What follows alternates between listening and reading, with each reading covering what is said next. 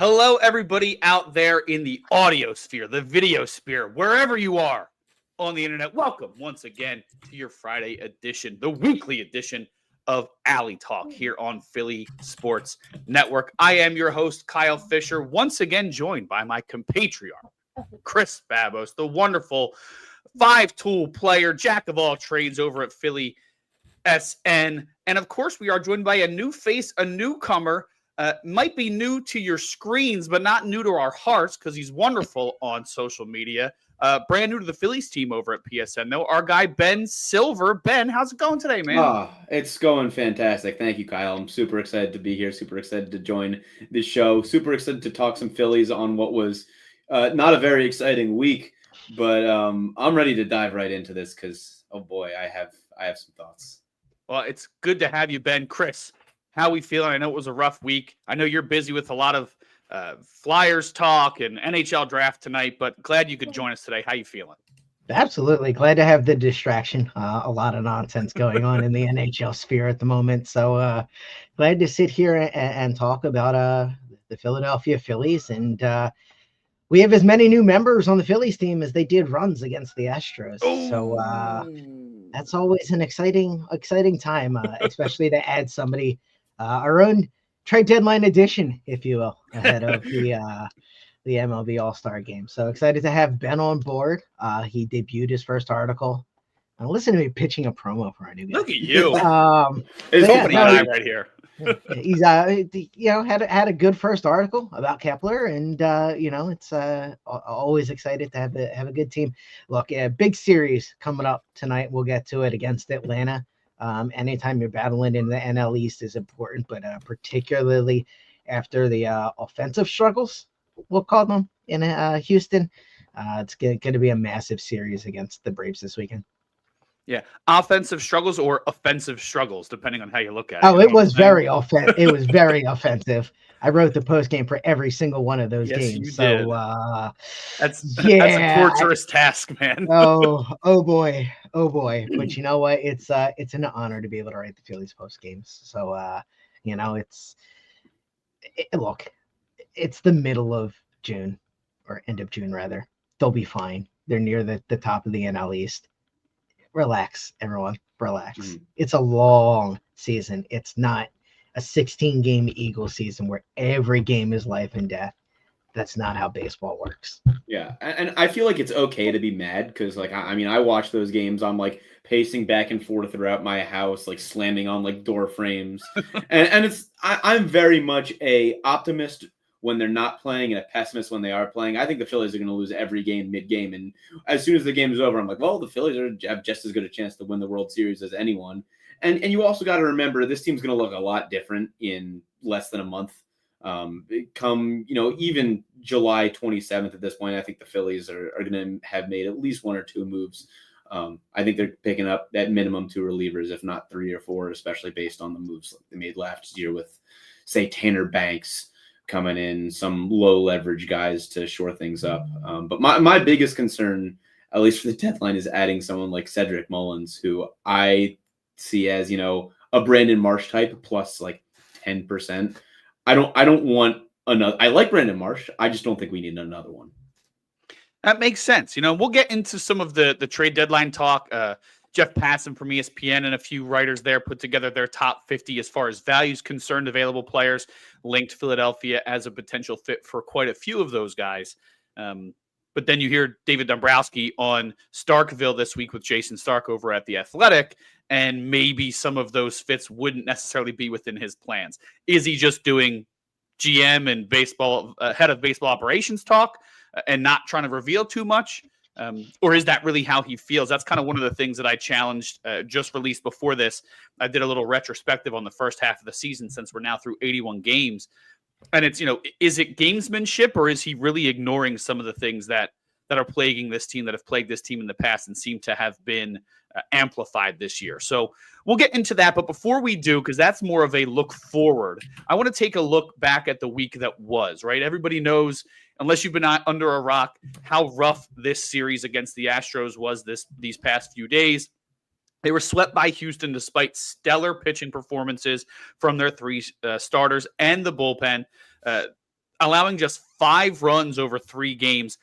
Paul Cassell from MLB.com, great guy. He put on Twitter or X, this Phillies squad is just the 10th team in history to be swept despite allowing no more than 5 runs in a 3-game set.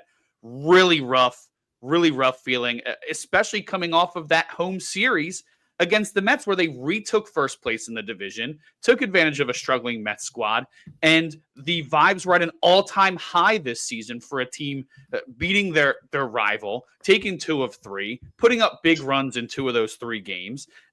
To see the drastic swing of emotions this past week alone kind of speaks to what we've seen from this team, where they're very streaky, high highs and low lows.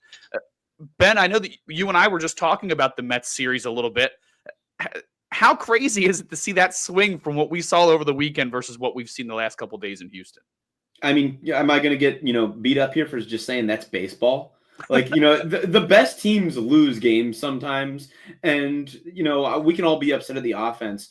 But even then, it's like, look, it's crazy for me to put a positive spin on what I'm about to say. Frankly, I think I should be smacked for this. But we just lost to a very good team by a run differential of, 4 over 3 games. You don't want to get swept. You don't want to score 1 run in a series. But at the very least, those games are all close. It's not like the Phillies are getting blown out here. Like they're not getting dog walked. Sure, the offense is, but as a team, my alarm bells just aren't really going, especially for, like I said, a team that's going to look very different in just a few weeks. I'm upset, yes. Am I happy with Max Kepler's comments when he's got a 683 OPS? Yes, but I'm not pulling the fire exit right now. I'm not pulling the fire alarm. Chris, I'm going to sound like a Delco dad here. I'm sure everybody's dad or grandfather said something just like this, but can you afford to waste starts like this from your starting rotation? The classic, they finally get one across, ending the 26 inning scoreless inning streak, and the Astros respond the very next inning. I can almost hear my dad's voice before I even sent the text to him. Oh, you have to hold them there after you score. I feel like every dad across the Delaware Valley was shaking in their boots and throwing something at the TV after that. Is it an overreaction to start feeling that way, or is it a compounded feeling from how this team has been streaky over the last couple of years? I mean, kind of what Ben said. It's baseball. There's 162 games. You're gonna, in all reality, lose 60 of them. Doesn't exactly how many you lose. Doesn't matter if you lose 9 of them in a row. As long as you still come out with 85 to 95 wins when the dust settles, you're probably going to be in that postseason picture, and that's what matters. So I don't have the exact stat in front of me. I want to say it was 40 games this season. Phillies pitchers have gone 7 innings. That's absurd. It's absolutely absurd. So from that aspect, yes, they can quote unquote afford to waste the starts because that's what they're getting from their starting pitching.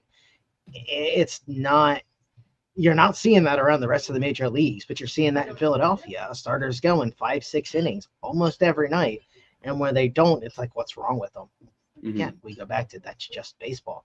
It's you have days where your fastball has 2 miles per hour less. At the major league level, that's going to get you clobbered. And Chris, you brought up a good point. Ideal world, you only lose 60 games, right? That's 102 victories on the season if you only lose 60 games. Think back to the last era of Phillies winning. The worst regular season they had, I think, was maybe 07. I didn't look at the records before I did this, but 08, wins. They were better in 09, 10, and 11, and 08 was the year that they won. 2022, they barely got into the playoffs, the worst record that they've had with this era of Phillies, and it was the year that they went to the World Series. So it matters so much more what you do at the end than it does the long slog of summer, right? But ultimately, these are the things that are setting fans up for frustration and disappointment. And it's the offense. And I like what you said about you're going to waste some of these starts because that's just what you're getting night in and night out, right? So you can't help but even if you're on your best every single day. You're not going to win every single game. The Phillies starting staff is the envy of baseball, I would imagine. The Dodgers would be kicking themselves. They would do anything that they could to have the health that the Phillies had in their rotation. And that's including Aaron Nola being out. So, yes, the offense struggling is something that needs to be addressed. But is it time to pull the panic like Ben said? No. You can't get swept by the Pirates. That's what you can't do. That to me, to be swept by a team like the Pirates or the Marlins or the Nationals, you have to at minimum take 2 of 3 against those teams. But other than that, everybody in the league, in Major League Baseball, is trying to win. In all reality, there's maybe 6 to 8 teams that legitimately have a chance. And you'll see that come September and October. Yep. Ben, any other thoughts? I mean, they obviously need to change something. I do want to get into one of the comments in a moment, but I want to give you a chance to weigh in here, Ben. What's the thoughts? Is it still? I know you already mentioned, we're not pulling the fire alarm yet, but can I make a crazy suggestion for a change? And I was originally going to publish this article about a week ago before things were a little more settled. I think at this point, I'm erring a little bit more on the too crazy side of things. I would like to see A, Marsh become an everyday player, and B, for them to bat him leadoff. Not against lefties, mind you, but he has, let me check this, make sure I'm right, 341 OBP as a whole this season. That's counting the, month that he had to start the year where he didn't have a hit after like game 2 or something like that. Now, since then, and again, let me make sure I get this right, he has a 389 OBP since coming back from injury. And you look at, what the Phillies were doing until they sort of gave Trey Turner that leadoff spot and let him run with it, 2-3 weeks ago. They really wanted someone there to lengthen that lineup. And I think with Harper coming back, I would almost rather have, that Turner, Harper, Schwarber 1-2-3 combo at 2-3-4 instead of at the top of the lineup to maybe knock in a few more runs. Marsh hasn't been hitting for a lot of power this year. It's been a lot of singles, the occasional double. He has, a triple and a home run since coming back, but he's been walking really well. And if I'm not mistaken, his strikeout rate is down too. But again, striking out when there's no one on base, when you're in the leadoff spot, not a big deal. He gets on base, and I'd at the very least like to see him move up to the 7 spot, switch with Stott, where he'll get a few more high leverage at bats, maybe a few more at bats throughout the season. I think it's ridiculous that they bat him 9th. Yeah, that is something definitely outside the box, but I like the thinking. I think that, Topper has been hesitant to make changes, but this seems to be the year so far where he's been comfortable making changes the most. Clearly something has to give. We have a comment on the YouTube channel.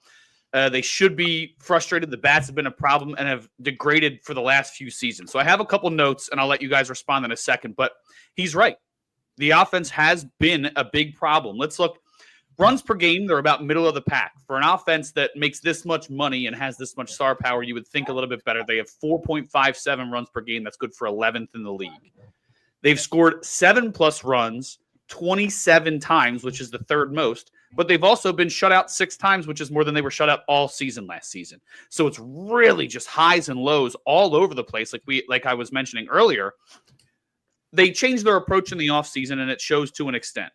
Their batting average is high at 254, good for 8th in the league. If you're one of the top 8 teams and hitting the ball, you can't complain about that.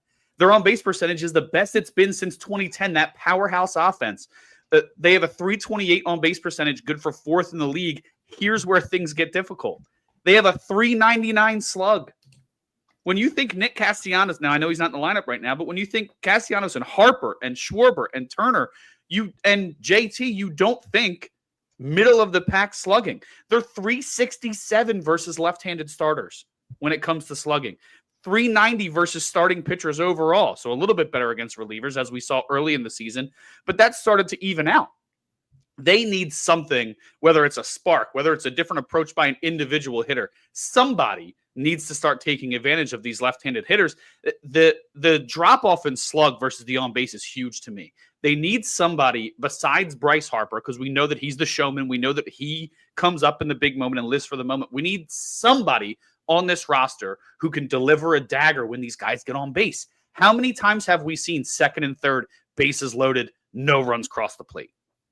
It happens too often, and that's why I think that despite what Dombrowski said earlier this week, a bat should be high on the priority list. I agree that the bullpen is worth addressing, but he himself said they're likely not going to shop at the top of the market in the bullpen either, because they can, at least for the regular season, rely on Alvarado once he returns. And then come postseason, they may take a very similar approach to what Boston did with Price and Sale and Eovaldi back in the day in 2018. So you have options to potentially fill those holes long term. And then if you get someone in the middle of the pack without giving up one of your top stars out of the farm system, maybe that's a way to survive. But to me, that it is a glaring need. And this week emphasized it or put a magnifying glass on it. But overall, I think that it's clear when you look at the numbers that they need somebody else who can get the job done when these other guys are doing what they need. The pass the baton mentality only works if someone delivers the dagger, and they haven't been able to do that. No, I'm right there with you, Kyle. I think the lineup is a much bigger concern than the bullpen right now. Alvarado, I'm not really factoring in that much just because I care way more about the playoffs. But come playoff time, I mean, I think the rotation is going to look a lot like Wheeler, Suarez, and Sanchez. And then you're going to have Luzardo probably pitching, 3-inning starts, but you have him, you have Abel, who may get traded, you have Painter, you have Nola, all coming out of the bullpen. And that's not to say, Aaron Nola is definitely going to be some huge relief ace. But, I mean, he's going to be better than Taijuan Walker or Joe Ross or any of the, bums they trotted out back in April, like Jose Ruiz or Carlos Hernandez. It's just, I think that they need a slugger. And for me, Byron Buxton is number one on my priority list. I think incredibly unrealistic. He's got a lot of time left on his contract. He's already pretty old. I don't think the Twins are out of it. But if the Phillies, want to make a splash at the deadline, I don't think he'll cost as much as you might think because he has so much on that contract. You might be able to do it for a Tyee or a Crawford. Yeah, I think that the only way I'm putting together a piece on teams where they can target two holes to fill. Mm-hmm. So I obviously looked at Duran as a possibility, and Buxton obviously came up. It's the first season he's been healthy in a long time. That's one of the reasons that I would shy away from it at the same time. And I think they even talked about that on the Phillies show, the Todd Zalecki, the MLB product, Zalecki, Amaro do that show every week. They talked about how unless they pay that contract down a little bit, now granted that they'll get a better prospect in return, but if they don't pay that contract down a little bit, can you afford to take on all that money for a guy who has like one full season in the last 5 years? I don't know, but if he stays hitting like he is right now, how could you say no? Yeah, he's under contract through 2028. There are no opt-outs. There are no club options. You are paying him. Let's see if I can do the math. I'm awful at math. I'm gonna, fact check this first. See, about $15 million through this year in 2027 and 2028, with an extra $11 million in performance bonuses. So it could be more if he plays well. For a guy who is 31 and hasn't played a full season really in his career, but if you want to give him some leeway, since 2017. Now, John Duran, I think, is, maybe the biggest relief ace out there, along with Felix Bautista. And I like David Bednar too, but I'll leave him out of that trio. I think that, that duo deal for him and Buxton would be sort of the superstar move for the Phillies if they really want to push all their chips in. But I don't think it's necessarily realistic. Yeah, they'd have to spend a lot of prospect capital, and I don't know if they're ready to do that. But again, if they're willing to take on some of that money, that means less value going back to them. It's basically becomes a salary dump for Minnesota. You mentioned they're not really out of it yet. He's like the face of that team. Really, can they afford to do it from a fan perspective? Crazier things have happened, but he's definitely someone I've been keeping an eye on because he's playing like himself again. And I think one way that you could keep him healthy is potentially moving him to left field. If you have another slugger like that, you can survive with Marsh and a defensive replacement of Rojas as your fourth outfielder in center for a while. Even if Marsh cools off a little bit, I think that if Buxton to stay healthier goes to left instead of being center field, that would be a great move long-term, but can they afford to bring that money on and or give up the capital accordingly? So I actually do have a concern with Marsh staying in center because When the Phillies picked him up in 2022, I think he was at that time an average to a below average center fielder. Yeah. And 3 years later, we're talking about a guy who is giving up a lot of runs in center field. And it's not that I want to see Rojas playing more often, because that dude just can't hit. Can bunt though. Finally, only took him 2.5 years. But Marsh worries me a lot defensively in center field. I think the Phillies would really like more out of him. Watching him in the ballpark as opposed to on TV, you can tell his jumps are a little bit late. He's not getting great reads on the ball, especially the stuff that falls in front of him. It feels like his first step is really off right now, and I don't trust him in center. Now that could be addressed next year in free agency, and then you could have Buxton in left field. But I think the Phillies, if they do pick up Buxton, and that's a big goddamn if, he needs to be playing center field. Chris, what do you think about, kind of quick ways to address it? We'll get into the full deadline conversation talk a little bit later, but what's the feel on what they need to address? Do you need to feel a sense of urgency from the team like you feel from the fan base? I mean, you're not going to, because these guys are designed to basically just play everything even keel. I personally think the move, or at least one of the better options, save Luis Robert Jr. from Chicago. Yes, he's hitting under 200, 21 stolen bases though, so he's got legs to help you in the playoffs. You can put him in that left field spot. Yeah, I think you can deal with Castellanos in right field in the playoffs. You can, as much as you probably don't want to, platoon Marsh and Rojas. But I think if you're able to get a right-handed batter, I think that's incredibly important. We saw against Houston when they trotted out, I think it was 4 or 5 straight lefties against the Phillies. Yeah, and they couldn't, 4. And they couldn't do anything with it. Yep. Mm-hmm. So it was like a turnstile. So it was one of those things that, I do think a right-handed bat is important, whether that's Robert Jr., whether that's Rhys Hoskins. Would welcome him back with open arms. And then, you go and you find a relief pitcher somewhere on the free agent market, whether that's a Jake Bird, a Kyle Finnegan, from one of those teams that are out of it. But, ideally, they don't need a ton.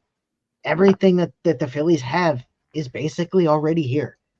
And when you have a lineup that features a Schwarber, a Turner, a Harper, a Castellanos, a Bohm, a Stott, you shouldn't need a whole lot at the deadline. These guys just got to play up to what they're capable of, and right now they're not doing that. My bigger question really comes, are they bored? Are they bored in the middle of the season when all of the big games come in September? That is an interesting thought, because you just mentioned Luis Robert, and my thought was I could see him being a spike in attentiveness, playing for a better team, a spike in adrenaline, playing for a better team, maybe waking up a little bit. I'm curious to see, I'm sure he would just like to win a game. Right? Are they almost because the talk has always been, well, we know where we stand, we know we're good enough to be there, so we'll worry about it when we get there, but they haven't really been able to do that, right? I mean, the issue is consistency, is staying hot. You need to continue that. Everybody heats up in the summer, but if they cool back off in late September, then it doesn't matter, right? So is too much focus on that. Yeah, I think there's also too much focus on the day by day, like you mentioned earlier, Chris. But clearly, if there's a room or an area to upgrade for the team that needs to be addressed, it's outfield offensive production. Nick Castellanos has the best average that he's had in a Phillies uniform, second worst slugging since he signed with the Phillies. Those two things, it's great that you're hitting the ball, but you were brought in to be a doubles and home run hitter, and he's just not doing that to the level that you might think. Now, his doubles have crept up. His numbers are getting a little bit better as of late, but I see so many flares from him that I remember being line drives down the line that just aren't happening. Mm-hmm. Looking at their outfield overall, the OPS for the outfield is 21st in baseball at 697. It would be their lowest as a positional group since 2016. Can you remember anybody on that 2016? I can. Team? I have a couple guys who I can mention, but Ben, who do you got? So I know Odubel was there. Was that the year that Cedric Hunter started in right field? Or was it I Tyler believe Goodell? he was there. Yeah, he I was there believe a little bit. the opening day outfield was Tyler Goodell in left, Odubel in center, and Cedric Hunter in right. Cedric Hunter might have been 2015, so don't quote me on that. But it's something like that. Maybe Altair. I don't know. Peter Bourgeois was Oh, a part of that group. Borges. Yes. Borges. Yeah. Cody Ashe was part of that group. Sucked. Like, these are the guys, all light hitters. So, of course, their OPS was really low. But when you think Brandon Marsh, Max Kepler, or Nick Castellanos, you're not thinking worst OPS since a really bad Phillies team. It is a little surprising to be where they are, and I think that's why you need to address this at the deadline. And I wouldn't be scared if I was them to be the team that jumps ahead of everybody else. If there's a target you like on one of these teams that's really out of it, don't be afraid to jump the gun a little bit and be the first to set the market instead of reacting to the market. That's something that I think that they should have been doing with the bullpen. You know, we saw who was it? The Dodgers acquired Diaz's brother from the Reds earlier this season. They should be doing that, right? Going after, don't just pick up somebody off waivers. Go get a guy who might be available. So, you know, we'll see how it plays out. Obviously, Dombo gave us a little bit of a look into what they've done. I want to do a whole segment on our trade deadline talks and our picks. Is there anything you guys want to get into? I want to do a little bit of a look forward at the Braves series. Is there anything else left to discuss about this crazy whirlwind week? Realistically, if you take a look, and this is just touching on the roster construction, outside of the Yankees, the Tigers, the Astros who just swept the Phillies, probably the Mets, who else would you argue? And the Dodgers, of course, with Shohei out there in LA. There's really not much of an argument that there's better players as a collection than the Philadelphia Phillies have to offer. So really what it comes down to is they really just got to start swinging the bats. They got to start. I was going to say they need to start paying attention, but that's easy for me to say when I'm not standing in a box facing a 96-mile-an-hour fastball. You know, they need to just bear down it. Yeah, they need to bear down and play the baseball that they're capable of playing. We've seen it. We've seen how good the team can be when they're firing on all cylinders. Now, I will say people, and I think Chrissy mentioned this a few times with Stott, like including him in that sort of cavalcade of sluggers there. You know, he's been a bad hitter for a lot longer than he's been a good hitter throughout his career. And I like him on the squad. I think that his floor is super high. I'd give him an extension right now based on his base running and his defense alone. But I don't ever have any faith in him being more than a 750 OPS guy. And if he can be above 700 alone, I'm thrilled. It does concern me, though. I think they need a little bit more firepower. And I think I'm sort of also drawing to the end of my rope here with Kevin Long. I am really not a big fire the coach, fire the manager sort of guy. I give Topper, you know, another 2.5 years before I like really start to question him. I don't have a problem with him at all. But at a certain point, when every single hitter is regressing other than Kyle Schwarber, it's almost like you don't point the finger at someone, but you got to get new life in that room. And you're not exactly going to release Trey Turner or Bryce Harper.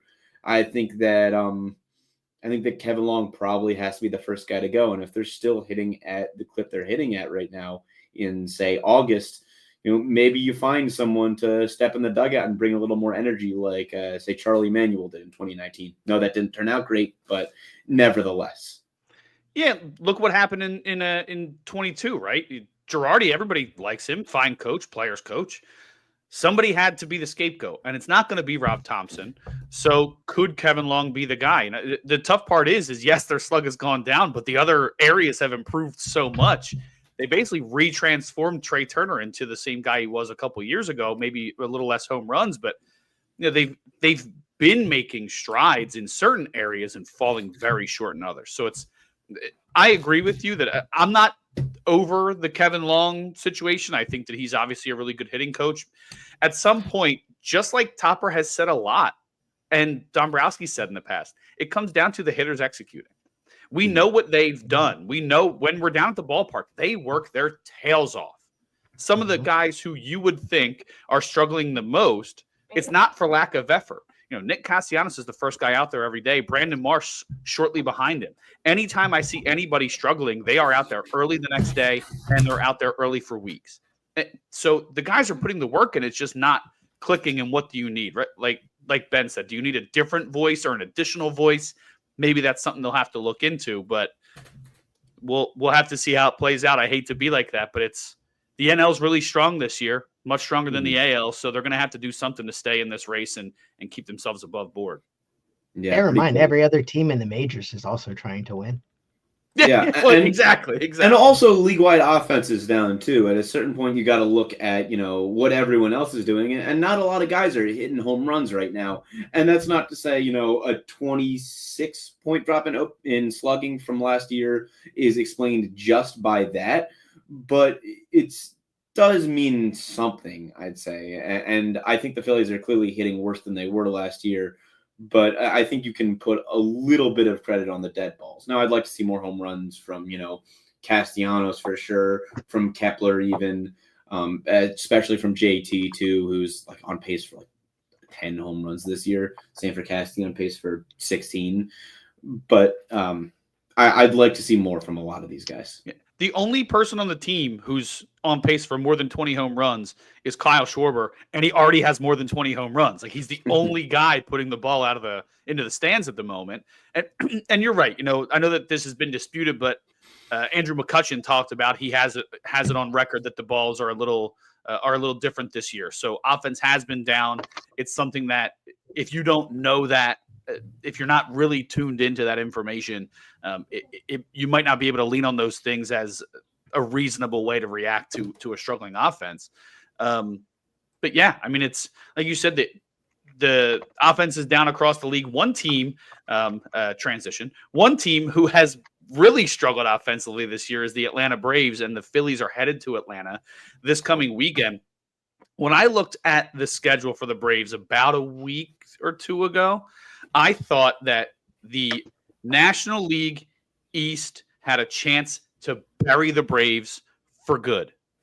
The Mets had 2 series against them. The Phillies have this series coming up this weekend.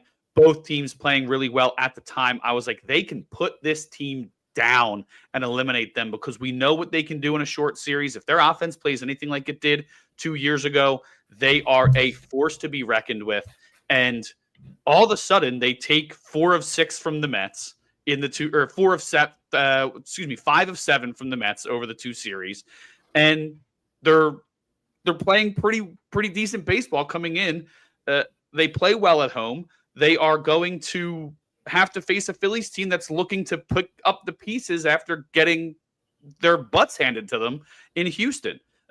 So to me, this is a situation where you don't want to keep that team within striking distance. They can be the Mets from last season. They can be the Phillies from 2022. Look at what they did the year they won the World Series. That team was hovering around 500, traded for 4 guys, rebuilt their outfield without their MVP, and made a hell of a run to win the championship. That is a franchise that knows how to win. Those players on that team know how to win. You cannot keep those guys around, and the Mets didn't do their job. It's going to be on the Phillies to put them down this weekend, and I'm not super confident that they have the confidence to go in there and do that.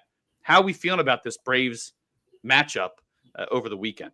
So something really interesting about the Braves, even from like the beginning of the season when they were doing a little worse than they are now, they still had a good run differential. They're losing games by a little and winning by a lot. I don't think the Braves are necessarily like a playoff team. I think they can make the playoffs. But I think that they've been playing a lot better than people give them credit for, and they've been getting pretty unlucky. They still got like a lot of damn good pitchers, a lot of damn good hitters. You got the Matt Olsons, the Sean Murphys, of course. Ronald Acuna, ever since he's come back, has been a lightning bolt. They did lose Spencer Schwellenbach, I believe it is, or was it Smith Shawver? Correct me if I'm wrong. I believe it was Smith Shawver to TJ against the Phillies a few weeks ago. But that's still a very good roster, and we shouldn't be looking at them. The Phillies should not be looking at the Braves as a 37-43 team. They should be looking at the Braves as a legit contender at this point, because they are constructed as such. And you were right, by the way. It's Smith Shawver. Chris, how we feeling about this Braves? Do we need to take them seriously, or are they going to stay where they are? I mean, look, anytime you're playing a divisional opponent, you got to take it seriously. If the bats come alive like they can in Atlanta, then the Phillies will be just fine. Tonight they're facing off against Bryce Elder, 2-4 with a 4.77 ERA. You got Schwellenbach, 6-4 with the 3.21 ERA tomorrow. And you got Spencer Strider, which is always hard to fight against, but he's 3-5 with a 4.07 ERA this year. So he has not had a fantastic year. So you all add all of that up and you get the kind of pitching that the Phillies are capable of. You get 4 to 5 innings out of Mick Abel. You get the 6 innings out of Luzardo. You get 6 innings, probably more out of Ranger Suarez. The Phillies have the pitching staff to shut down the Braves. It's whether or not the bats decide to wake up from their slumber. And I think this is also a really big night for Mick Abel too, coming off of those 2 pretty rotten starts. I know he pitched, I think it was 4 innings, 3 runs against the Cubs, and he only gave up like 4 or 5 in 3 innings against the who was it, the Mets? It was the Mets. The home run problem, it really worries me. I know they're all solo shots, but it's still guys hitting the ball out of the yard and hitting the ball hard off them. And I think that, a start tonight where he just goes like 5 innings, 2 runs would do a lot for his psyche, especially if, that 1 or 2 or even 3 runs can all be on singles instead of balls being hit out of the yard, because that can start to catch up with him real fast and can also start to tank his trade value. And I think the Phillies are really banking on getting something out of Mick Abel at the deadline. I was there when he gave up he gave up 4 runs against the Mets in the 3 innings. He gave up 6 hits. It's not like he pitched poorly in that game. He just got himself in trouble giving up back-to-back home runs, which is 3 of those 6 hits. I would say any game where you give up 4 home runs is pitching poorly. I would say that's pitching really poorly.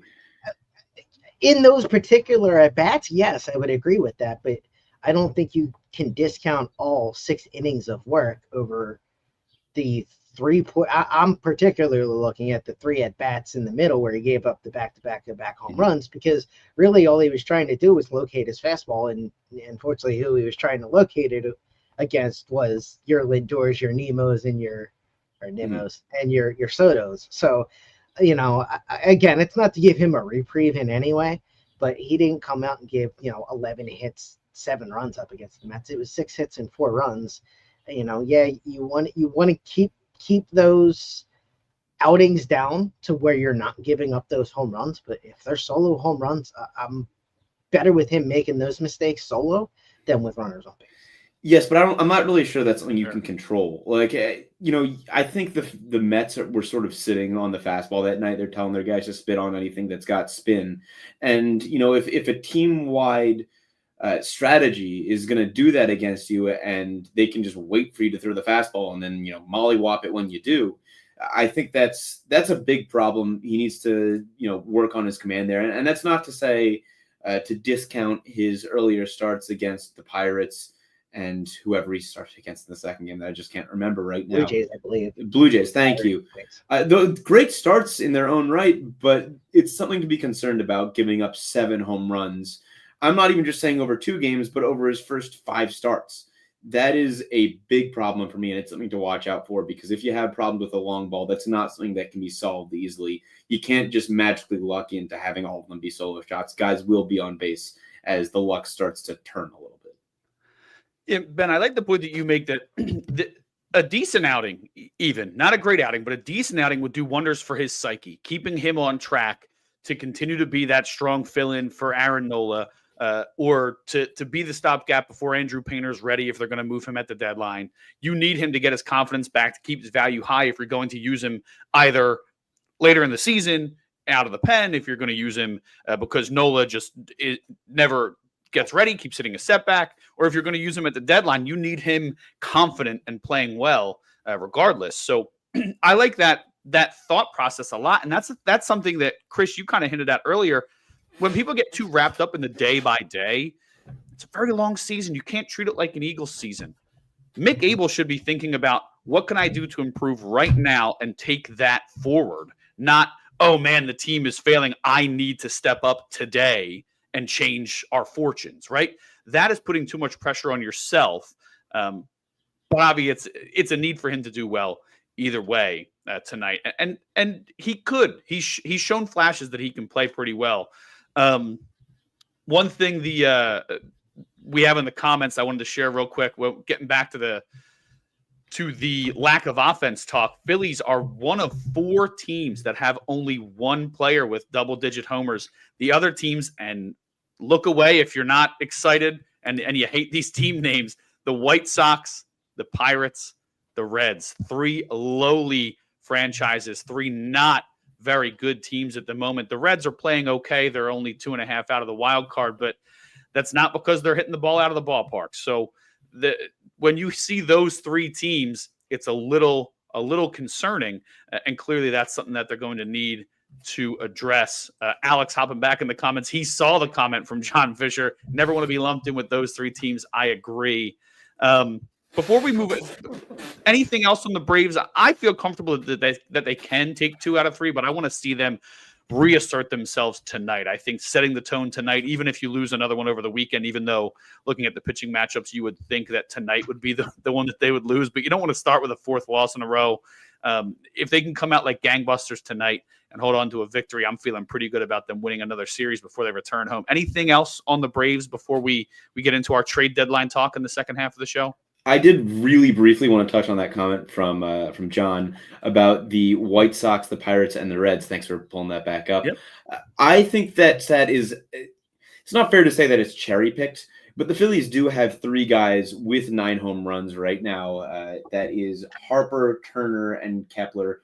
I know I rag on the Phillies a lot for not enough power, which they don't have. They have not been hitting enough home runs right now, but they have 83 home runs, which at the very least is respectable. It's not good, but it's better than, at the very least, that stat would lead you to believe.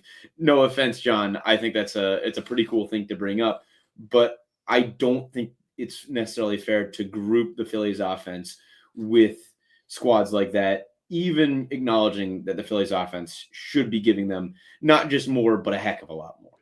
Now, the only thing I'll say is that on that, and while I understand what you're saying there, is that Bryce Harper may have been another guy, right? He would probably be 2 had he not have an extended period where he's been dealing with this injury and the wrist. But overall, you have to take what you've gotten so far, right? You have to take it for face value. It is a fact that they're grouped with those 3. And as a unit, they're on pace for 166 home runs. That would also be their lowest total since 2016. And we went over some of the dreadful pieces on that roster. So to see that stands out a little bit. Another response from John here. They have as many home runs as the Nationals. So if you didn't like those 3 teams, here's another one. Better stat, John. Thank you. That's horrible. He's coming for you, Ben. I'm sorry, John. I shouldn't have woken up the beast. The bigger concern to me, Kyle, is the Phillies' recent record on the road. 0-3 in Houston. Yeah, they were 3-1, but it was freaking Miami. Come on. 0-3 against Pittsburgh. 1-2 against Toronto. So that's 4-10 in their last 4 road trips. That's just not going good to get it done away from CBP. And again, I don't know if it's a focus issue. I don't know if it's travel. I'm not entirely sure, but it's one of those things that, you're one game above 500, 21-20 on the road this year. Need to do a little better than that away from home. They're coming for you in the comments, Ben. Yeah, no, they have the same amount, horrible. And that's what James what? He might be the best offensive player if you put him on the Phillies right now. And really I say I might. He would be the best offensive player if you put him on the Phillies right now. The way Kyle. No pun intended. He would. Hey, he would. Oh God, there you go. I'll see myself out. Also, I found this one as well. The Phillies, not only do they have as many home runs as the Nationals, they actually have fewer home runs than the Reds. The Reds have 88, the Phillies 83. So the Reds above 500. I will give them some more respect than I thought they deserved without seeing their record. It's bad. It's a problem. The Phillies need to hit more home runs. I'll shut up now. We did get another comment from our guy, Tim Sullivan, checking in the chat. do you guys think with how well Marsh has been hitting, and Ben, you talked about it, so I'm going to start with you, and then Chris, we'll let you jump in. Marsh hitting so well lately. Bohm has been absolutely incredible. He looks like himself again after a slow start. Should we maybe stop with the Stott and Sosa lineup? Should we maybe put Rojas on the bench or just send him down and let him get regular bats somewhere else? Maybe have Kennedy just be on the bench and piece it together. Where do we stand with these guys being hot? Should we keep them in the lineup? Should the Phillies keep them in the lineup day in and day out until they cool off? I mean, I think so. I don't need to see any more of Buddy Kennedy or Johan Rojas than we absolutely need to. I love Rojas as a bench guy. He's super toolsy. He's fast. He's got a great arm. He can play great defense. He can lay down a bunt. Baseball IQ, maybe a little lacking. But Bohm is an everyday player. I think Marsh deserves a shot as an everyday player. I don't mind seeing Sosa gotten a little hotter. I don't mind seeing him get some more playing time here and there, but I really don't need to see any more of that Marsh Rojas platoon. I know Marsh kind of stinks in center field, but he's hitting well enough recently that I am very happy giving him an extended run here. And it seems like they're doing so. They started him against the lefty the other day. Yeah, it'd be nice to see those guys get some run. Tim, thanks for checking in. And then what do we got here from Ethan? Not to doom too much, but does it bother you that the Phillies have the exact same problems in 22, 23, 24, and 25? I actually mentioned that in my piece that was released about the 81 game. Looking back, Dombo says that they have what they need internally already, but they've struggled at times in key moments the last couple seasons. So is that really an issue? Is that something that they can really rest their laurels on? They didn't go out of their way to make a huge bullpen, or address the bullpen in a major way in the offseason, and that's showing. They didn't get a big right-handed target in the right-handed bat in the offseason. Their problems are still showing. So, yeah, it's something that they're going to have to address at this deadline. They've attempted to make adjustments at the deadlines the last couple of years, but we're going to have to see what this one brings for us. Speaking of the deadline, before we get into trade deadline talk, just wanted to thank everybody who's been active in the comments, active watching. We appreciate you guys listening to Alley Talk every Friday at 2 p.m. You can find myself and a cavalcade of Phillies writers over at Philly Sports Network here on their YouTube and social media accounts, talking all things Phils for the week that was. And our team has been extremely busy on YouTube and X this week. Make sure you give the Sixers squad a follow over there. Make sure you check out our guys doing all the Flyers work with the NHL draft tonight. Chris, I know you've been heavily involved on YouTube, maybe not throwing the articles out there, but doing some great interviews this week. Anything you want to tease about that before we get into the deadline talk, Chris? Yeah, we have Haley Taylor Simon down at in Atlantic City, so she'll be able to provide some awesome coverage on the Flyers front with whatever they end up doing. They got 6 picks in the top 50 of the draft, so a really, really important night for the Flyers. I'm just excited to be along for the ride. We're gonna have a show at some point tonight, probably around 8-ish or so, to just react to whoever the Flyers get at 6. Talk for a little bit about what's kind of going on in the day in hockey, and we'll see if we make it to 22. I don't know if we'll be live that long, but at least we'll check in, see what's kind of going on in hockey land. So definitely excited for that. But other than that, just ready for baseball tonight. It's a multi-screen kind of night, that's for sure. Oh yeah. Well, I know I'll be tuned in because I don't know enough about the NHL. Like the last era of Flyers I was really diehard on was the Carter and Richards years. So a little out of the loop. So just learning a lot from watching you guys. Ben, any thoughts on? Are you a big hockey guy? I'd like to be a bigger hockey guy. I will say I am tonight. Yeah, I sure will. No, I remember I was actually the same year at my alma mater at Boston University as Trevor Zegras. So that was super exciting to see him come to the Flyers. I watched him play a bunch at Agganis Arena. For all of you college hockey nerds that I'm sure are watching right now. But he scored a few big goals for BU. I am super excited to see him on the Flyers. If you haven't already, go watch some of his highlights. Even if you're not a hockey fan, it's kind of mind-blowing. There's a YouTube video that's about 15 minutes long. The number of audible gasps I made watching highlight tapes of Trevor Zegras and some of the moves that he's able to make is insane. It might not work out in Philly. It might not. he might not be good enough defensively. But if he does, the upside is there. Yeah, think of this if you were a Phillies fan and you're at all curious about Trevor Zegras. The Flyers just traded for Jesus Luzardo. That's the trade comp they sent. It's a very, high risk or high reward, low risk move. They didn't shop out anyone too big. They sent out a second round pick. They sent out I like Ryan Poehling.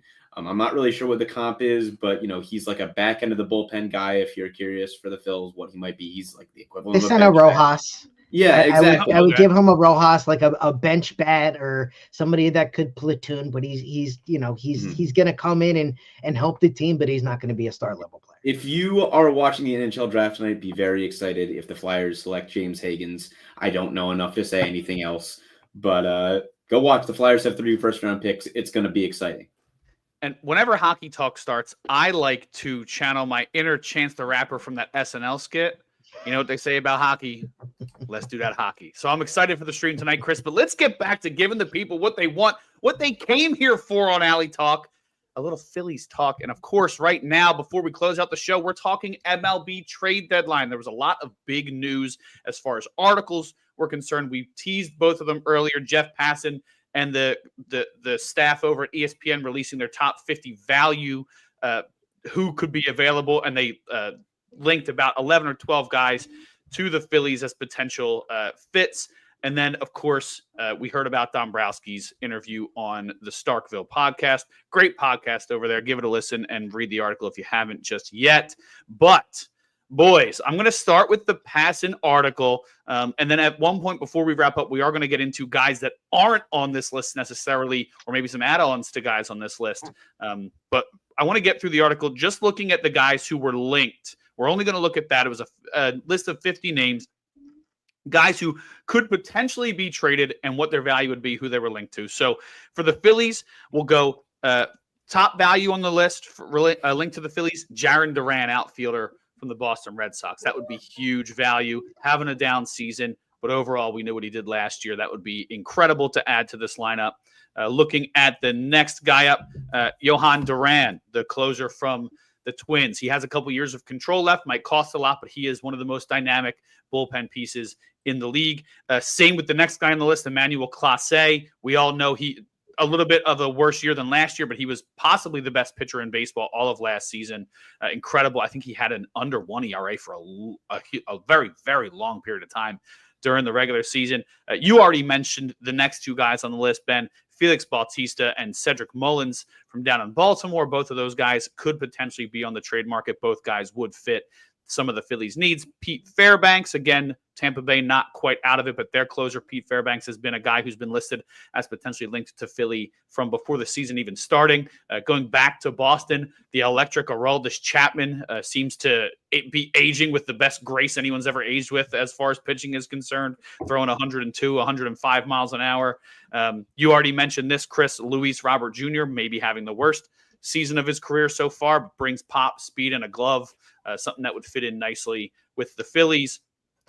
Taylor Ward over at the Angels, another guy who's bringing a lot of pop. I think he has 18 home runs so far this season from the right side. Ryan Helsley, the closer for the Cardinals, I think has been linked to the Phillies quite a few years in a row. And then the guy that surprised me the most, a guy I kind of didn't think of at all, but also having a down year, Adolis Garcia. He has 30-30 potential there, has stolen a lot of bases, strikes out a ton, doesn't walk a lot, but if you have everybody else sticking with the approach that they've had, he would be a welcome addition to the roster, especially if Kevin Long can get his nails into him and bring out the best in him like he's done with a couple guys over the years. So I'm going to start with you, Ben. Of those guys mentioned, who are some of the guys that stuck out to you? Are they realistic targets? And have you noticed any trends? Because I do have one trend that I noticed, but I want to give you guys a chance to dig into it. So what are your thoughts on some of the names that Passan and the crew linked to the Phillies? So my 2 favorite are those 2 right-handed bats, the outfield bats, the guys you can platoon with Max Kepler in left field and maybe even play a little bit in center, Tyler Ward and Adolis Garcia. The Phillies need some home run power. They need some home run power from the right side, and I think Adolis Garcia is really just the perfect fit for them. I think the Rangers are pretty much out of it at this point, and I think you're buying low on Garcia too. Jeff Passan gives him an 80% chance of being dealt. So I think the Phillies should just be all over that. He is a near perfect fit. He can play some center field too. He might be a better center fielder than Marsh at this point if you just want to put him there and have Marsh and Kepler play some left field. He's got a good glove. Yeah, I think it works great. Taylor Ward as well, not as powerful as Garcia, not as good as Garcia, but will probably cost a little bit less. The Phillies have been linked to him on and off for a few years. I'd be happy with him, but I think the main thing the Phillies should be looking at is a right-handed outfield bat. It's why I'm not a huge fan of Mullins, because you already have Kepler, you already have Marsh. You don't need another left-handed, outfielder, especially when Mullins doesn't exactly play great defense in center. I think you're going to be getting much the same as you already have. Chris, thoughts on the guys from the ESPN list? Yeah, send me a Aroldis Chapman, the ageless wonder. He's been one of my favorite players for years. Crank up the wild thing like they did in Major League circa 1989. and let's have some fun. Let's see us a couple 102 heaters coming down the pipe. To me, he's a guy who's a proven commodity too. He's done it so many times in the postseason. How could you not want that guy anchoring the end of it? He brings a little bit of grit, a little bit of nastiness that maybe brings out a little something. He's a guy who can get that out of himself, but he's been struggling a little late. I think that would only amplify if another guy just like that walked in the door. So great idea. I didn't want to cut you off. Just wanted to weigh in. Yeah, no worries. I got roasted for bringing this up. And I understand why you might be hesitant to do it. But trading for Adolis Garcia, there's not that I want the Phillies to trade him in any way. There's a big part of me that wants to see Ranger Suarez as a Ranger in Texas.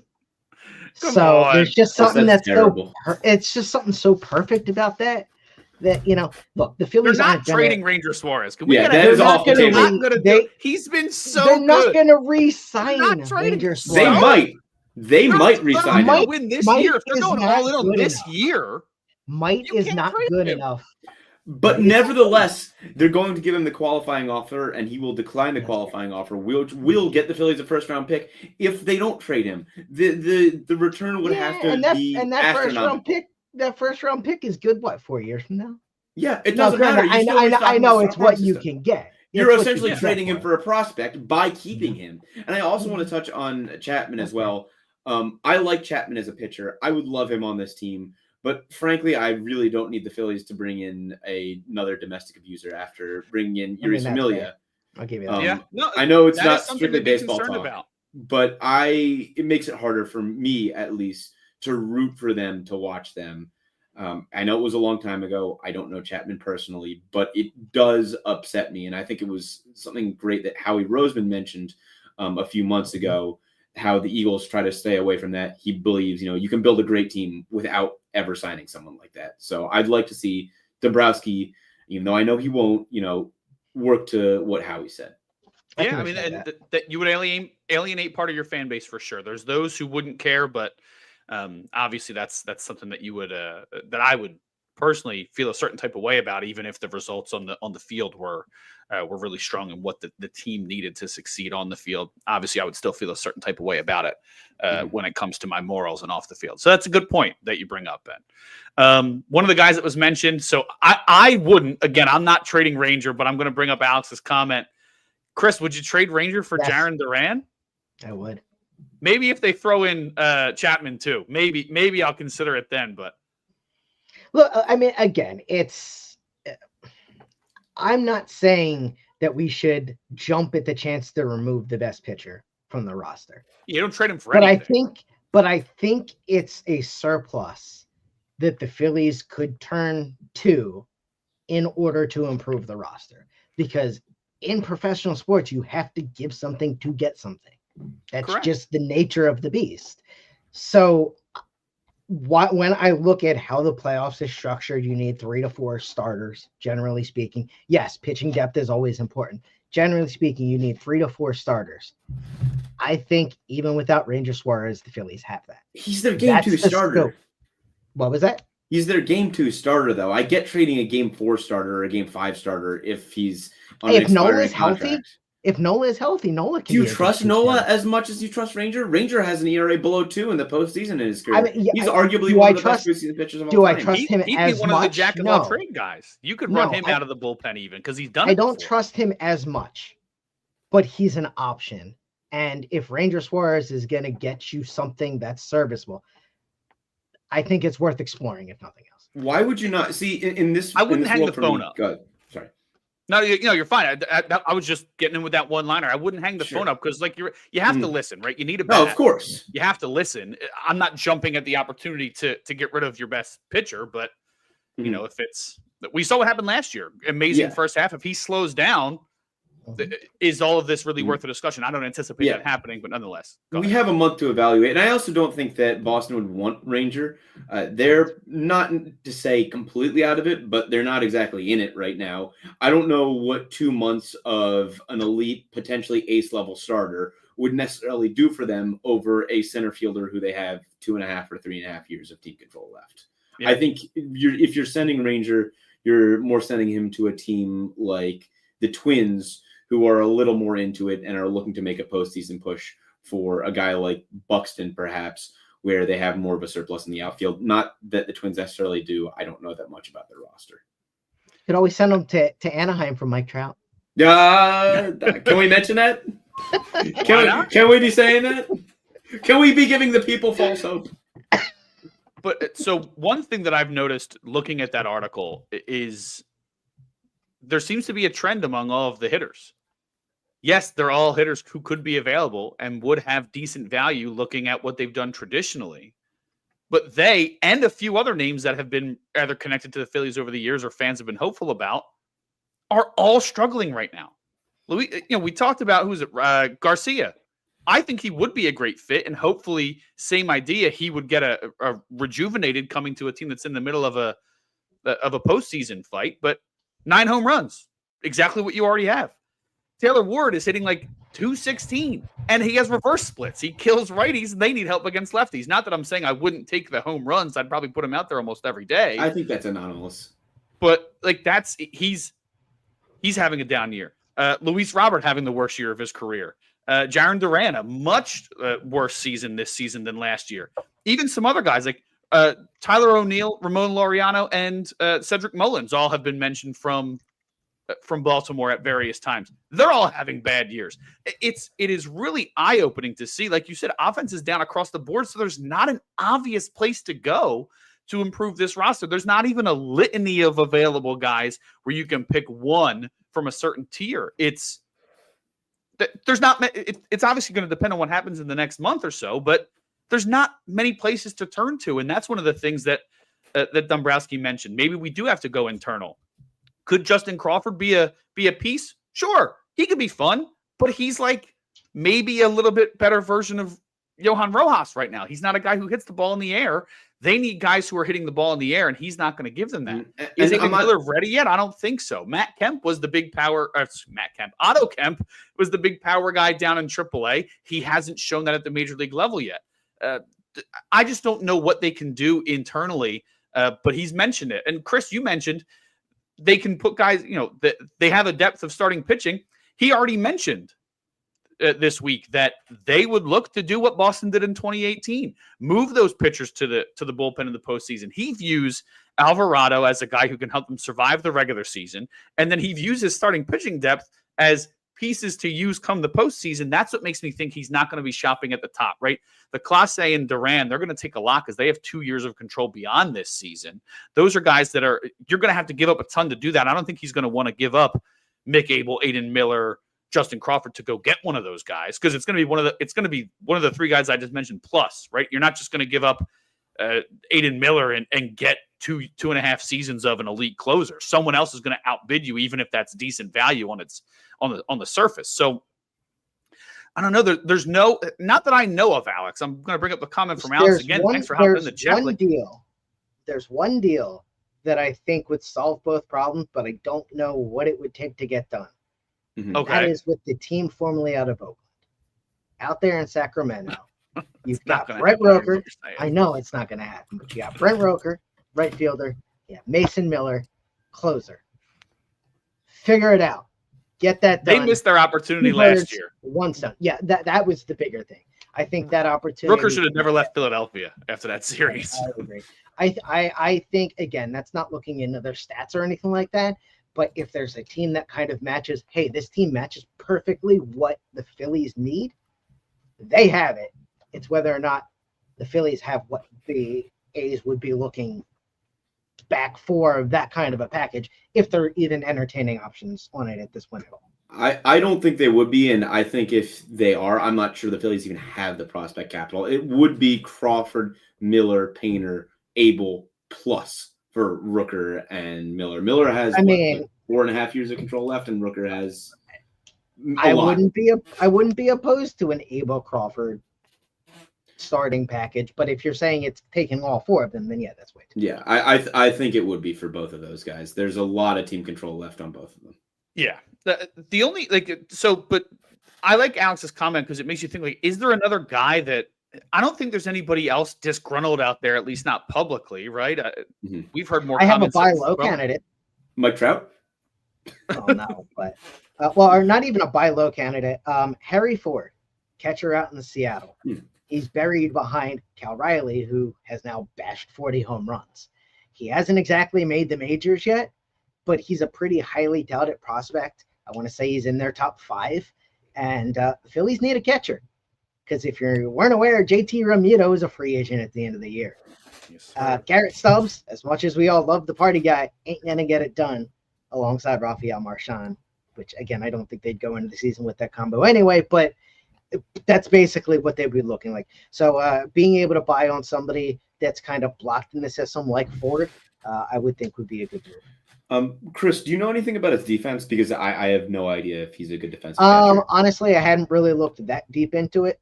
But from here, I have it up here. Well, while you're pulling that up, I will say I think it could be an interesting prospect swap type of deal where they could move a guy like Crawford for Harry Ford, because I don't see Crawford really contributing to this Phillies team that much. I don't think they really believe in him as a defender, or B, a guy who can ever really lift the ball. But I think that, there's 30 teams out there who I'm sure would love a center fielder who's batting, 340 in the minors right now and are willing to overlook some of the more unsavory aspects of his game. That makes it sound worse than I meant. Unsavory, less enticing aspects of his game. So 0.987 fielding percentage over 5 seasons in the minors. Well, I don't think fielding percentage can tell you that much about catching, but if anyone knows the scouting report, but either way. That's kind of what I went to look at. Sorry, Chris, not to harp on you. Oh, Alex brings up, Alex killing it in the comments today. An interesting one. O'Neal Cruz has a couple examples of not necessarily hustling so far this year. What would your thoughts be on bringing striking a deal while the iron's hot for him? I don't know if they'd do it, but what Tim said earlier, the team's already laid back enough. Well, but is it one of those things like he needs a change of scenery to get that excitement out of him? I don't know. I just don't see Cruz as someone the Pirates are willing to move at all. And if he were, it's the sort of thing where you're moving both Miller and Painter for him. And I don't think the Phillies are necessarily willing to do that for a center fielder who is, a below average defender. He's going to have to move to the corners at some point, and be a guy who's going to strike out 220 times a year. Yeah, not ideal. You do need power against lefties. His slug is a little worse against lefties, so I don't know if it's the best fit, but that could be something that you swing out of desperation. I think the only big name that we've mentioned so far is Byron Buxton. If they're willing to pay down to get a better pay down the contract to make the risk related to his health worth it for the Phillies, then that's somebody I could see them potentially targeting if the Twins truly do fall out of it. The tough part is with the expanded playoffs, nobody's really out of it quite yet. Outside of like 4 teams, there's really 20 teams who are at least convincing themselves that they're still in this thing. If you look at the standings for the wild card race right now, so maybe somebody decides to be the first ones on the market to maximize the value, but I'm not really sure. So, guys, before we wrap up, thank you everybody in the comments who's been listening and watching closely, jumping in the conversations. You're listening to Alley Talk here on Philly Sports Network every Tuesday, every Friday at 2 p.m. Myself will be joined by a rotating cast of characters from the Phillies squad over at Philly Sports Network and Metro Philly. So make sure you check us out every week. I do want to get into the conversation that we talked about, the thing that we've been teasing all day. We went through the big list from Passan, but I want to talk, and Ben, I want to start with you if you're ready. If not, we can start with Chris. But I want to start with you. Some under the radar or guys maybe not talked about as much trade target that you would be interested in the Phillies going after. So TR in the comments just brought up my guy, David Bednar. I don't think anymore is he a buy low sort of guy. About a month and a half ago, his ERA was in the high fours. Since then, he's gone out and I don't think he's given up a run. His ERA is down to 2.93, and his peripherals are the best they've ever been in his career. I was actually at the Pittsburgh series out in Pittsburgh at PNC Park. And when he comes into the ball game and they play Renegade by Styx, which is amazing walk-in music for a closer, you can feel, in a dead ballpark, a little spark of electricity when, that big fat guy comes rumbling in from the bullpen and the lights get low and the music starts going. It is awesome, and I would love to see that at Citizens Bank Park. I've been a huge fan of Bednar for years. It would not be cheap. It would cost you an Eduardo Taiit or a Justin Crawford. He's under team control for another year and a half. It's not going to be an easy deal, but I haven't seen Bednar mentioned as much in trade circles for the Phillies, and I think he would be a fantastic fit. Love it. Love it. Definitely somebody I think I heard mentioned early in the season and I haven't really heard as of late. So definitely, I think maybe not necessarily a buy low, but wouldn't cost you as much as Duran, Clase, maybe even Chapman, even though Chapman only has the half a season left. But maybe you're shopping for the in the same realm with those two. I like the pick, Ben. Wonderful first episode, wonderful first addition to our surprise segment. Chris, give the people what you've been sitting on this whole episode. It really is going to depend upon cost, and I say that mainly because he is an opt-out after the season. It also very much depends upon what this team does over the next month, and that would be the Boston Red Sox. Right now, 40-37, 4 games back in the AL East. Send me an Alex Bregman. Ooh, Move Trey Turner out to left field. I know. But I think that's a situation where you could put him, at least Bregman has played short. If that ends up pushing a Bohm trade, we'll see what happens there. But it's definitely a rental move for a right-handed bench bat that you could potentially platoon in the playoffs if you need to. If you need to get Bohm a spell, out of the field because he's 1 for 20 against lefties, you have somebody that you can turn to in that spot. I have tried to convince myself how can they add either Bregman or Suarez from the Diamondbacks, given a lot of pop at third base, but Bohm's been hitting so well. I obviously don't want them to have to move him either. The best case scenario I came up with was either doing what Bryce Harper asked and moving him back to the outfield for the rest of the season, which I don't think they're going to do, and I don't think would be ideal. I think you put him at risk doing that. But move him back to the outfield, slide Bohm over to first, and make Bregman your everyday third baseman. Or, and this is a way more extreme one, and no one's going to like it, but they made the World Series with this outfield configuration. Harper becomes your DH. Schwarber becomes your left fielder. You eat the fact that you're going to have no offense out of center field, and you make Rojas's wonderful range be the everyday center fielder to make up for the lack from the corners. You go Bregman at third, Bohm at first, Bryce DHs to make sure he stays healthy, and Kyle just hopes that those seemingly healthy knees and hips stay healthy, playing a lot of left field the rest of the way. It wouldn't be ideal, but it sure as hell would address the offensive struggles because Bregman is on one. We know what he does. He has the postseason pedigree to go along with it.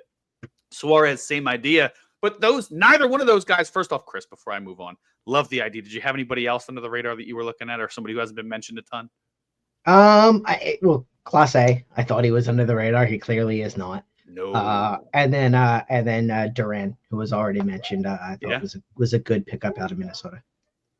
Okay, so I like those. Ben, before I go, did you have something? Anybody else besides the Bednar pick?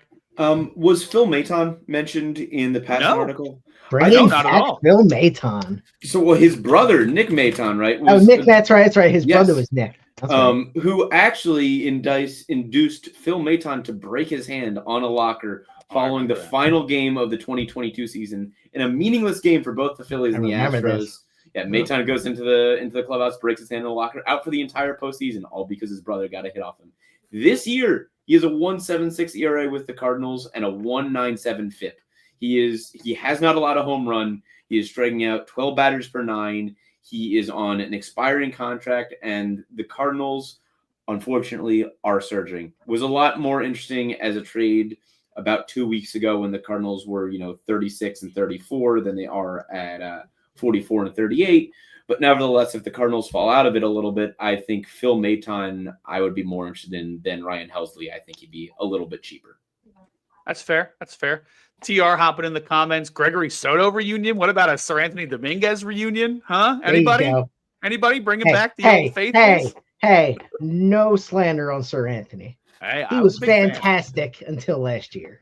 Right. I am anti Gregory Soto, but I would not mind Sir Anthony. Yeah, me too. I'm a big Sir Anthony guy, so that would be fun. 3.41 ERA on the season.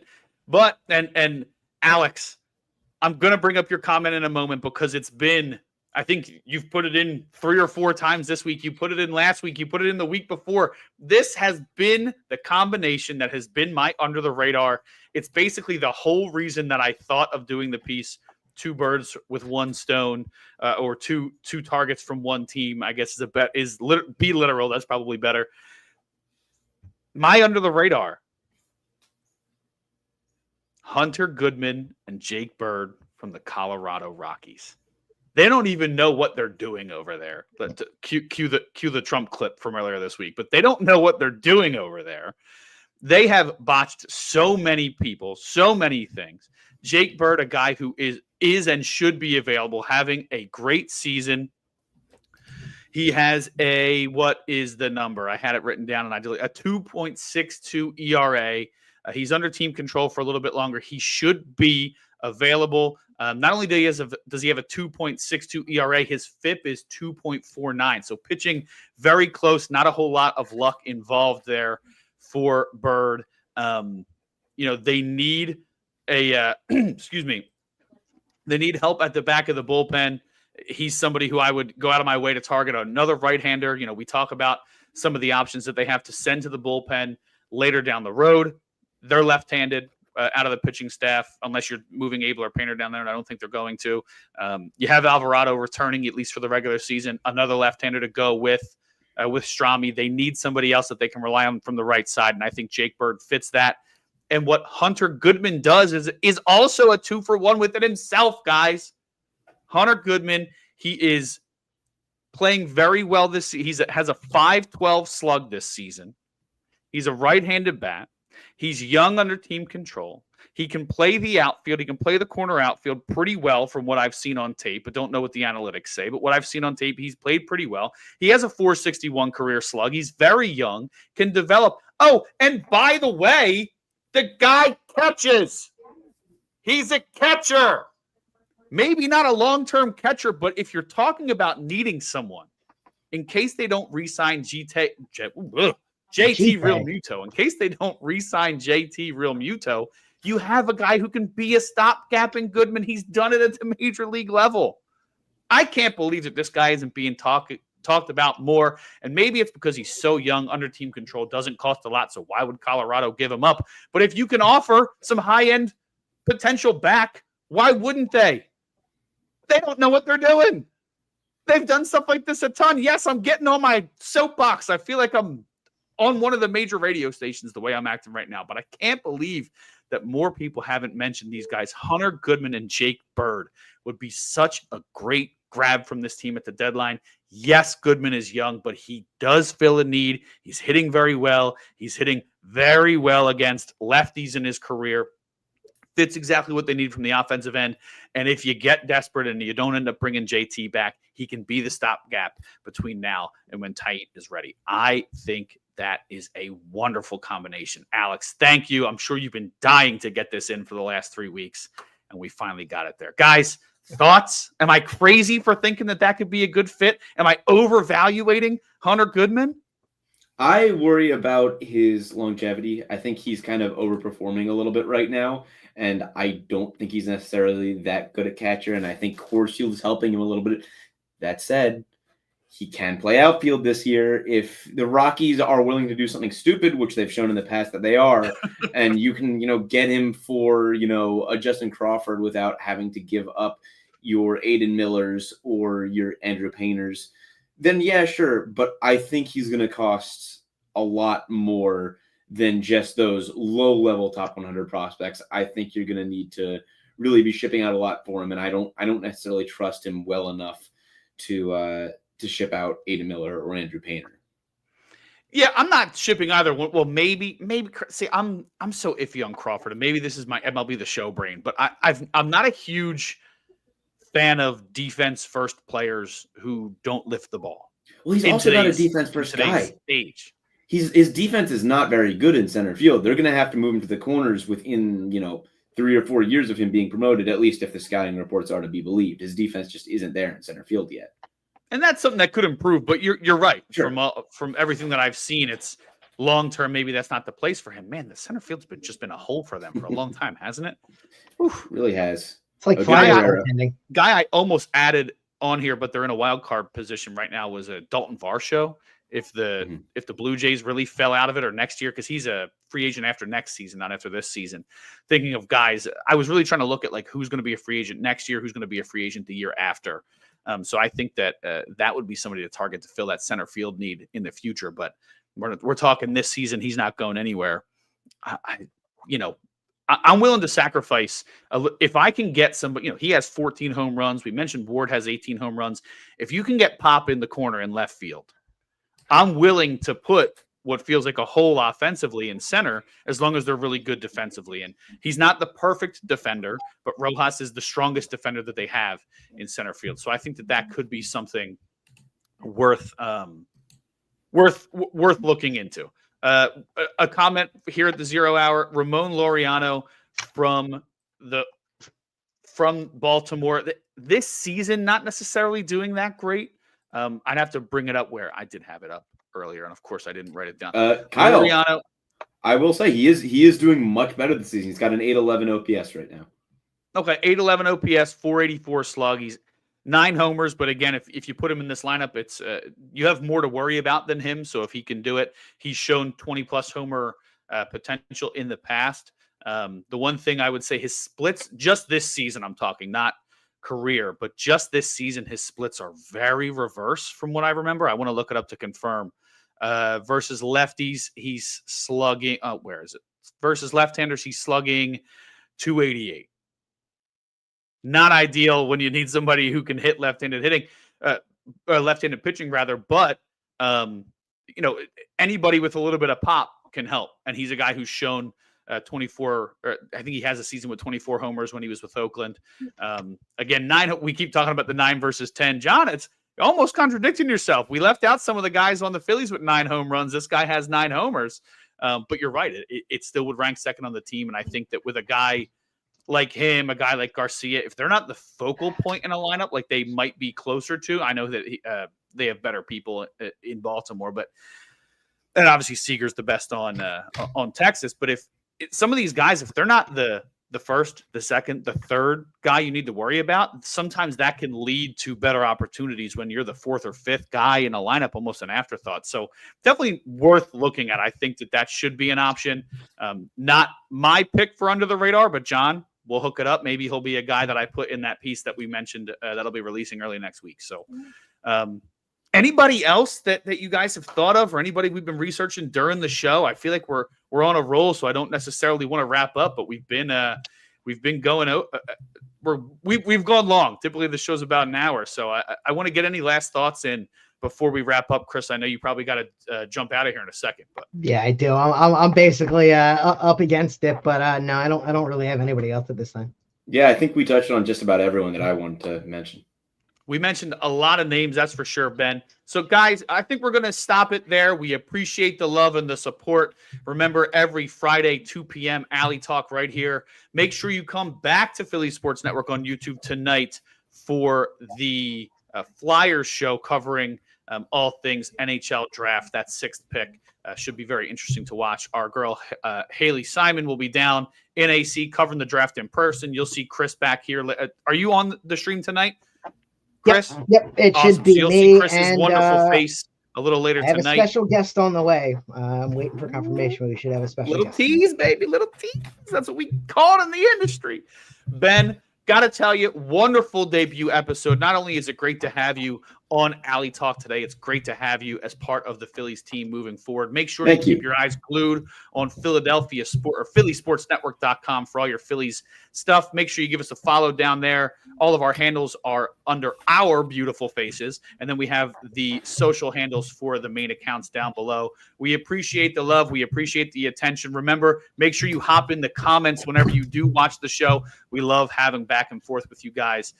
Really great episode, great community here we've started to build over these last few weeks. Appreciate you guys. Once again, this has been Alley Talk here on Philly Sports Network. We'll catch you guys next week.